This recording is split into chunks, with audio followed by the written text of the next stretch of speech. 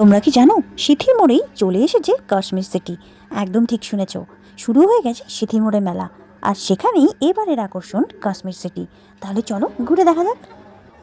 আমরা এখন ঢুকেছি কাশ্মীরি সিটিতে, জানি না এটা কিরকম হবে। আমরা এখন কাশ্মীর সিটি ঢুকে গেলাম 50 টাকা করে টিকিট দিয়ে, 50 রুপিজের টিকিট।